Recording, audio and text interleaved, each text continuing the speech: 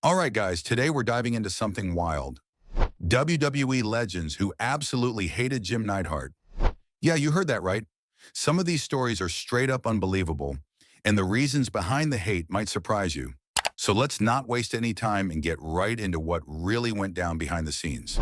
1. The British Bulldogs. The rivalry between the Hart Foundation and the British Bulldogs was one of the most heated and personal feuds in tag team wrestling during the late 1980s.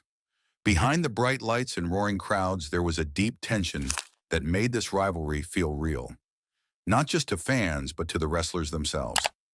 At the center of it all was Jim Neidhart, whose intense personality clashed badly with the Bulldogs, especially when the Hart Foundation began using underhanded tactics to steal the spotlight.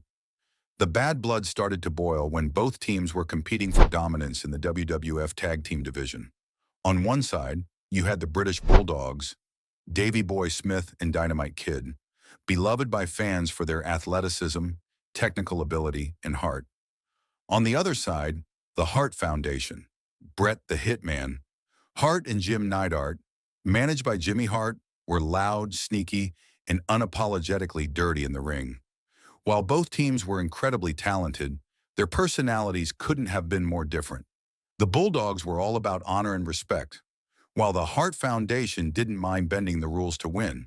The tension exploded during their high-stakes battles for the WWF Tag Team Championship. The Bulldogs were the reigning champions and fan favorites, but the Hart Foundation wanted the gold, and they were willing to do anything to get it. In early 1987, the two teams faced off in a match that would go down in history for all the wrong reasons. The Hart Foundation, with the help of crooked referee Danny Davis, managed to cheat their way to victory.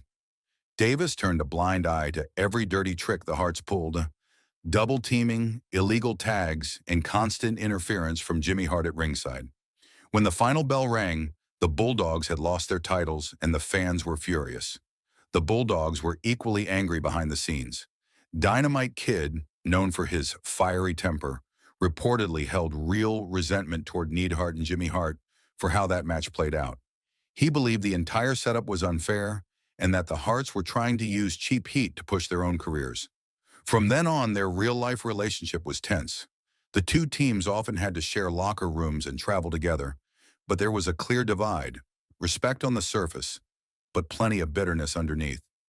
In the ring, the feud continued to deliver incredible matches, but every encounter felt like a personal fight. Neidhart's loud, mocking attitude only made things worse. He'd laugh and taunt the Bulldogs after every cheap victory, rubbing salt in the wound. The British Bulldogs never forgot how they lost those titles, not because they were out-wrestled, but because they were out-cheated. 2. Demolition.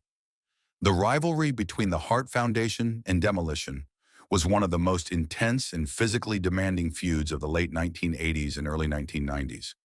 It wasn't just a battle for the WWF Tag Team titles. It was a clash of two completely different worlds. On one side were Bret Hart and Jim the Anvil Neidhart, the technical and explosive duo who had turned fan favorites after years of being the bad guys. On the other side stood Demolition, the face-painted, leather-clad powerhouses Axe, Smash, and later Crush, a group known for brute strength, intimidation, and dominance. When these two teams collided, it wasn't about respect or sportsmanship. It was about pride, toughness, and proving who truly ruled the tag team division. By the time their feud began, Demolition had built an unstoppable reputation. They'd crushed every tag team that stood in their way and had become one of the most dominant duos in WWF history. Jim Neidhart, being one of the strongest men on the roster, took their dominance personally. He hated how Demolition's power and reputation overshadowed the Hart Foundation's technical brilliance. To him, Demolition represented everything he despised: arrogance without skill. Bret Hart, more calm and strategic, was the perfect counterbalance to Neidhart's fiery attitude. But even he couldn't deny that beating Demolition had become an obsession for both of them. The hatred between the two teams grew as they traded words and attacks in the months leading up to SummerSlam 1990. Demolition's sneaky tactics and use of the third man crush to gain unfair advantages only fueled the tension. Every time the Hart Foundation came close to victory, Demolition would pull something underhanded, switching members mid-match, hiding behind masks or using cheap distractions to retain their titles. Neidhart, never one to hold back, often exploded in anger after these matches, going after all three members and forcing referees and officials to separate them. By the time SummerSlam rolled around, the rivalry had reached its boiling point. The match was set as a 2 out of 3 falls contest, the perfect setup to finally settle things once and for all.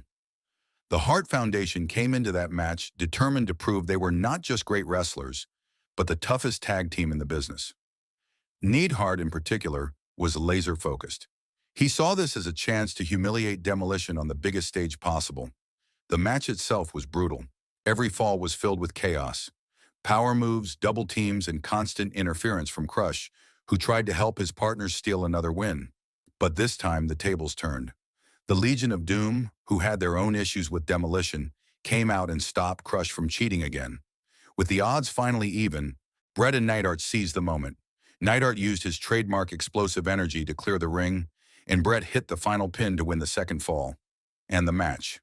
When the bell rang, the crowd erupted. The Hart Foundation had done it. They had finally dethroned Demolition and regained the WWF Tag Team titles. But for Neidhart, this wasn't just about victory. It was personal satisfaction. A chance to silence the team he'd grown to despise. For years, Demolition had been portrayed as unbeatable, but the Hart Foundation proved that skill, teamwork, and heart could overcome even the most dominant force.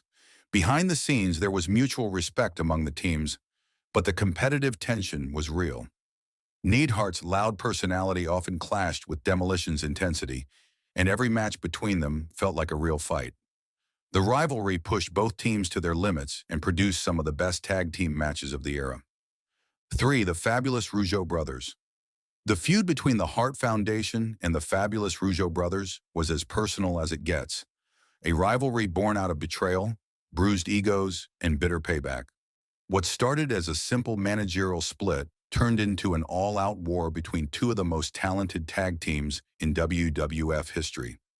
At the heart of it all was Jim, the Anvil, Neidhart's fiery temper, and his former manager, Jimmy Hart, who wasn't about to forgive or forget being kicked to the curb.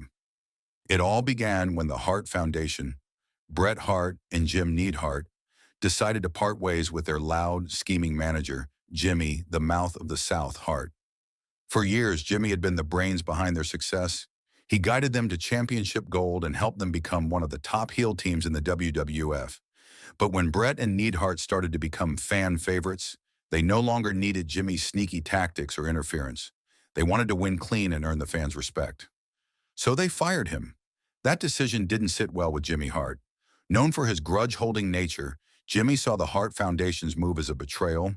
He claimed he made them stars, and now they were turning their backs on him. And Jimmy wasn't the type to let something like that slide.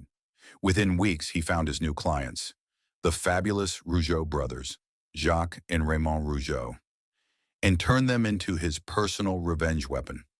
The Rougeaus were a flashy, smiling tag team from Canada, always pretending to be nice and polite. But underneath that fake charm was arrogance. With Jimmy Hart managing them, they leaned into that smug attitude, constantly mocking the Hart Foundation and bragging about being Jimmy's real favorite team. They'd go on interviews saying things like, "The Hart Foundation needed Jimmy to make them great, but we're already perfect." Every promo was designed to get under Neidhart's skin, and it worked every single time. The tension exploded whenever they met in the ring. Jimmy Hart would strut around ringside with his trademark megaphone, screaming directions to the Rougeau and taunting Neidhart nonstop. Meanwhile, the Rougeau brothers would use every dirty trick in the book. Distractions, cheap shots, double teams, all with Jimmy cheering them on. The Hart Foundation, especially Neidhart, took every bit of it personally. He wasn't just fighting for wins anymore. He was fighting to shut Jimmy up once and for all. One of the most memorable things about this feud was how real the hatred felt. The constant insults, the mocking interviews, and the back-and-forth matches made fans believe these teams genuinely despised each other. Even backstage, there were reports of legitimate tension. The Rougeau had a reputation for being cocky, and Neidhart's short fuse meant things sometimes got heated beyond the scripted storyline. The mix of real and fake anger made the feud even more explosive. In the ring, their matches were fast-paced and full of emotion. Bret would use his technical skills to keep things under control, while Neidhart's explosive power would turn the tide whenever things got rough. Every time the Hart Foundation got close to winning, Jimmy Hart would interfere, throwing his megaphone into the ring or distracting the referee just like old times. It was poetic revenge for him and pure frustration for his former team. Eventually, the feud helped the Hart Foundation grow stronger. They learned to beat Jimmy at his own game, outsmarting him and overcoming his new protégés. But the bitterness never fully faded.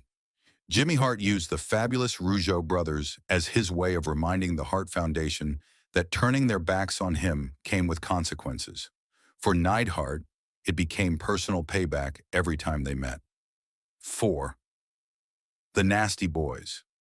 This one had everything: chaos, personal grudges, and a brutal ending that marked a major turning point in Jim Neidhart's career. The Nasty Boys, managed by Jimmy Hart, weren't exactly known for finesse. They were wild, aggressive, and dirty in the ring, basically everything the Hart Foundation stood against.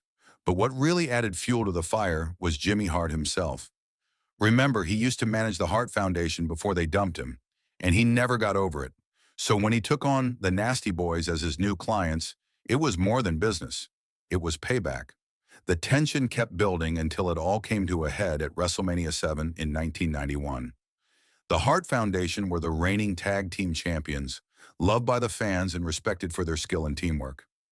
But Jimmy Hart had a plan. The Nasty Boys brought their signature chaos into the match: cheap shots, referee distractions, and brutal double teaming. Every time Neidhart or Bret started to gain momentum, Jimmy would interfere, shouting orders and causing confusion. In the end, that interference made the difference. The Nasty Boys pulled off the upset and ended the Hart Foundation's second tag team title reign in shocking fashion. For fans, it was a bitter moment. For Jimmy Hart, it was sweet revenge. You could almost feel how personal it was. This wasn't just about titles. It was about betrayal and payback.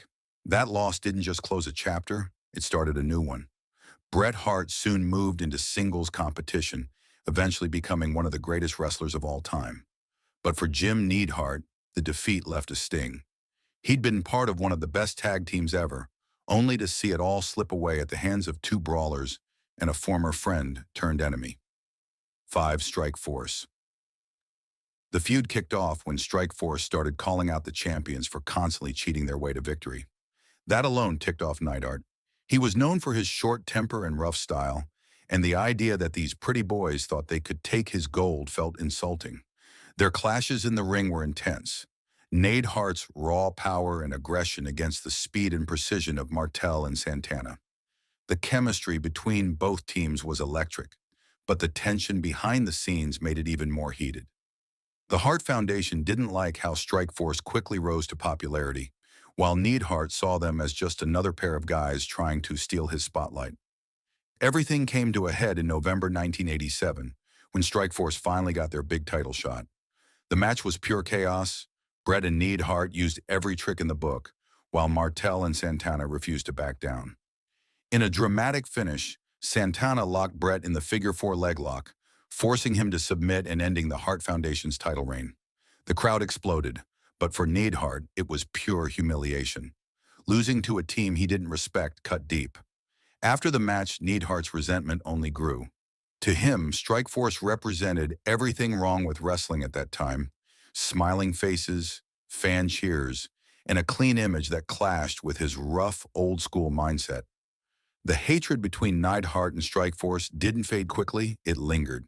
And that's it for today's video.